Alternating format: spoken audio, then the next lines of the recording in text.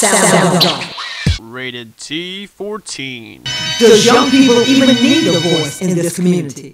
What can the community expect from this show? I am my brother's keeper. We got to be responsible for each other. It's okay to be different. Building stronger communities by helping the rest of our community really make it and achieve their dreams. Ladies and gentlemen, let's go! Good morning, Horry and Georgetown counties, and we welcome you to Sound Off.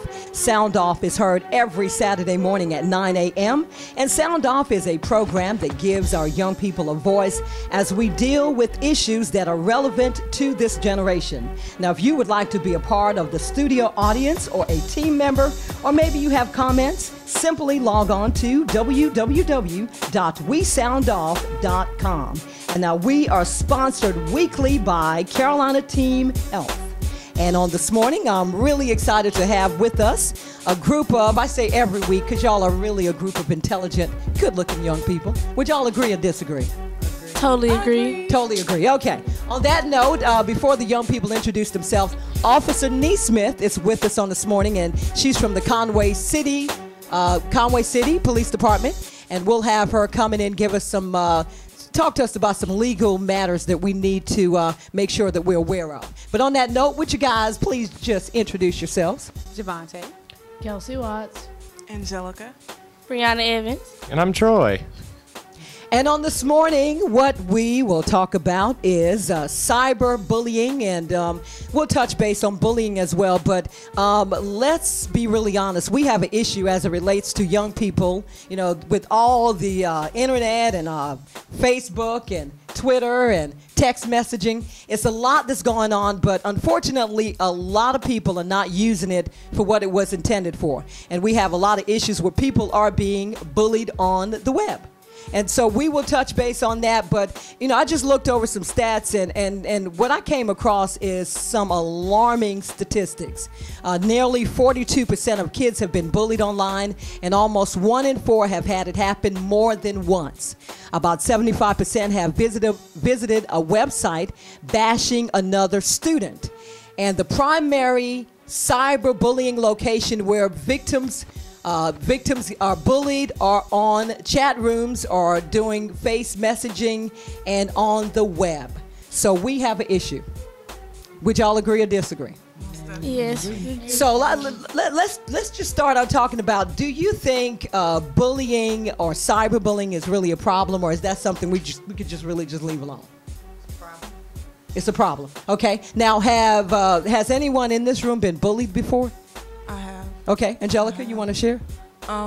It was mainly in elementary school. I was bullied because of my size, and they would taunt me. They would push me out my chair. They would call me names, laugh at me, a lot of stuff, and it was terrible. It really was, and it's something that you just can't ignore because it does affect how you feel about yourself in the future and how you socialize with other groups. Okay. So. Okay, and that's just, you know, I don't want to make it seem like we're only going to talk about cyberbullying, because that is definitely an issue. And I mean, I think Officer Neesmith probably can relate. I mean, once upon a time back in the day, the worst case of bullying probably is taking somebody's lunch money. You know, but now I'm telling you, it's definitely been taken to a different level. So what about you, Brianna? Are you a bully, Brianna? No, I'm not a bully. I just wonder. I mean, you know, I'm the sweetest person ever. Are you? Okay. Yes. Okay. All right. That's not. Well, I'm just kidding.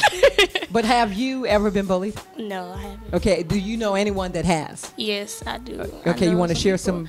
I know a friend of mine. She's been bullied pretty much her whole life because of her weight. She's very overweight for our age group, and because of that, people, they won't accept her for who she is, and they just pick on her, call her names and everything like that, make her feel so uncomfortable about herself.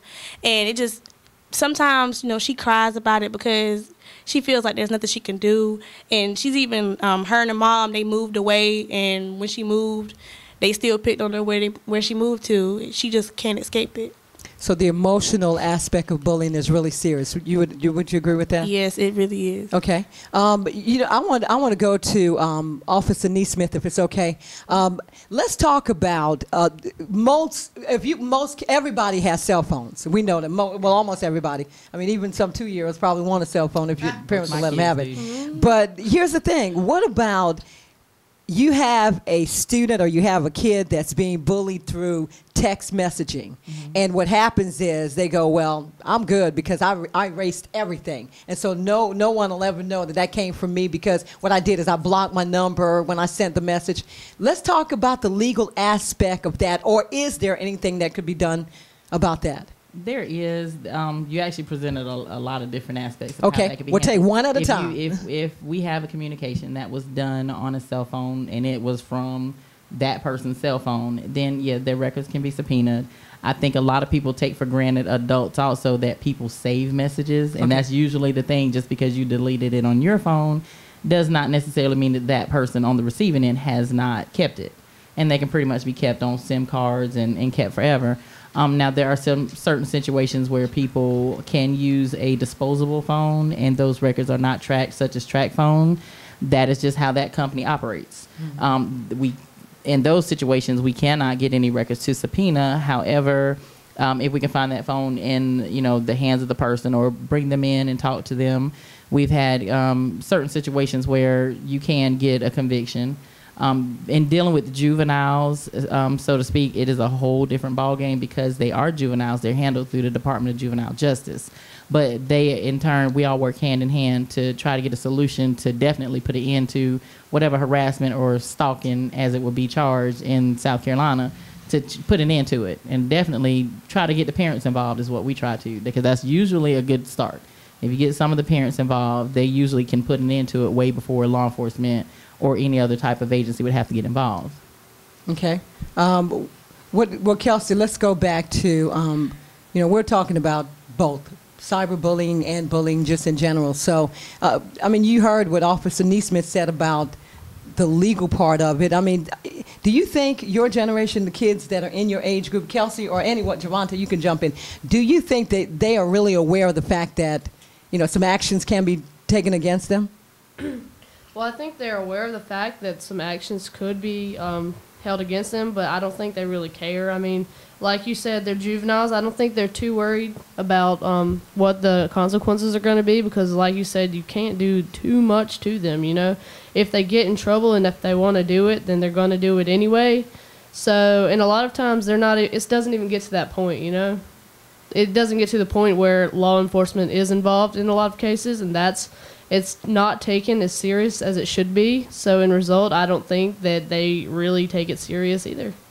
I disagree there because we get a lot of reports. I'm not talking about the police or whatever not taking it serious. I'm talking about the... No, that's what I'm saying. You said the other people because they don't think they charge... The younger kids, they don't think it's serious, so that's why they still do it. But they are not aware of what could happen to them, and I think that's why they still remains an issue. I agree because we do have some, like she says, they don't think that anything would happen to them until the other parent brings the child down and they do file the report. Then it becomes very serious because it is a very serious charge. Harassment and stalking are very serious charges. And, it can have a negative effect on your life, even just school life, because everything that juveniles do, I don't know if they realize it or not, whenever it goes to the point it needs to be seen by law enforcement, everything that we get gets forwarded to the school. So your school knows what you did, and it's the same as in college. And when you go to an adult or any type of facility, everything that you do gets forwarded to your school. It can always have a negative impact to come back on you. Right. Okay. But that's why I thought it was really important for you to be with us on this morning. So they definitely could realize what is involved in terms of what the consequences might be if they are bullying. Okay. So let's move on. What about Troy? Do you have anything? Have you ever been to deal with any type of cyberbullying? Not so much cyberbullying for me because, I'm the kind of person, if that happens, I turned it off. That's just how it goes. But, kids are brutal. Kids our age are brutal. Everyone gets bullied at some point in their life, and all of us have stories to tell, and it does have a serious effect on someone and the way they progress into adulthood. I myself, I I've been picked on since I was in elementary school. Every day, constantly harassed. People I wouldn't even know. Like I remember this one time in middle school, actually, like it was this whole group of kids who all decided to gang up on me and just faggot, faggot, faggot, faggot, constantly in the hallway. And they used to make it a game to stick like fake love notes in my locker, which that's bad when you're a kid. Like that's not something that's supposed to happen. It eventually got to the point that I wanted to drop out of school when I got into high school. And it just, a lot of it, whether it's with cyberbullying or actual bullying, you have to learn how to deal with it. And I'd like to say that it's an easy thing to do. It's easy to put up those walls, but it's not. It's not easy. And for everyone listening, I'm here to tell you that it's not easy, but it's something that you have to do, because if you let those people rule your life, then you're no better than them. Yeah. Like for the longest time, I let people who didn't care about me rule my life. And I was dumb for that. So no matter who you are or no matter how you're being bullied, you have to figure out ways to handle it. And that holds true for cyberbullying and real bullying.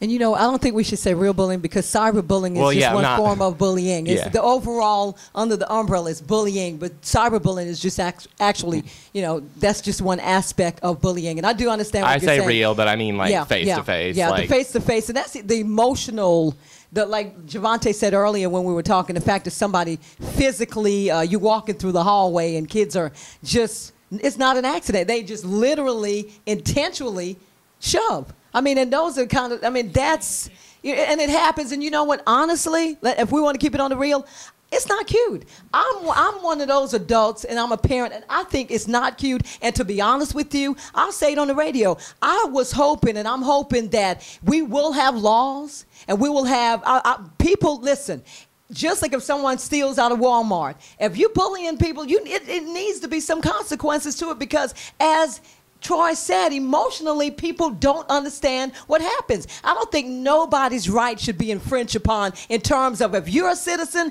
why should you have to walk on the left side of the road because the kids on the right side don't like you because you're too fat or you're too tall or you're too skinny? Exactly. Come on now. See, it's an issue. I mean, it really is a serious issue. And you know what? I'm coming to you, Troy, but it's more parents and more adults feel the way I do. I'm telling you, it's not cute. This bullying stuff has been gone. It's been allowed to go too far, and we got to do something about it. Right. I'm gonna interrupt you real quick, Troy. Now, when it gets to what you call like real bullying, when you're dealing with someone hands-on, and I understand, because cyberbullying is easy because you don't know that person. Right. If that makes sense, you're easy to jump on the bandwagon with everyone else, and you probably don't have not one reason to not like this person. But when it comes to now assault, and that's where we're definitely getting into a higher charge when it advances from just harassment to dealing with, that would be called assault, simple assault, or just assault without the battery. Because the battery is when you actually touch them. But like when you get to the threats and I'm going to do something to you, that's a whole different ball game. And it is a higher charge than it would be just for the harassment. But now that definitely, just as the same as stalking or harassment, could get you some serious have some serious problems and negative effect on your life as you grow up and wise up to some things like, okay, maybe I shouldn't have done that. There is a bill that has been written about sexting, and it really hasn't got to that point, but just to let everyone know and that's listening, they are trying to get it passed, and now that is going to have serious consequences. A lot of these teenagers, just the same as with cyberbullying or jumping on the bandwagon, they don't understand when you send a naked photo of yourself to your boyfriend, they are going to have serious ramifications, and it goes hand in hand to understand that what you do can affect you and that it is wrong. Okay, see, that's exactly what I'm talking about. So that's the information that the public needs to know about. And so, again, I just so appreciate the fact that you took time out of your schedule to be here with us. Not a problem, anytime. So, listen, this is getting good. We got to take a break, but when we come back, we will continue talking about bullying. You're listening to Sound Off, being sponsored weekly by Carolina Teen Health.